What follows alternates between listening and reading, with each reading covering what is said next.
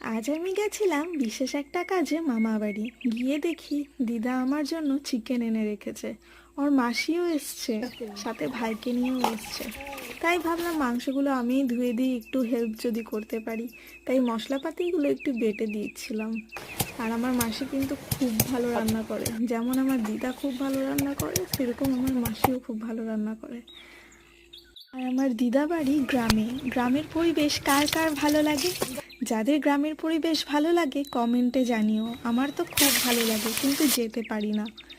আমি একটি বিশেষ কাজেই গেছিলাম, সে কাজটা কি সেটা নয় পরেই জানাবো। দেখো, লাস্টে আমি আর ভাই আর বোন সবাই মিলে কলা পাতায় খেতে বসেছিলাম। মাসিকে বলেছিলাম যা না কলা পাতা নিয়ে আয়, সবাই মিলে কলা পাতায় বসে খাবো। তাই মাসি ওটা কেটে নিয়ে এসেছিল। ভিডিওটি কেমন হয়েছে সবাই জানিও। আর আমার ইউটিউব চ্যানেলটাকে সাবস্ক্রাইব করে দিও। টাটা।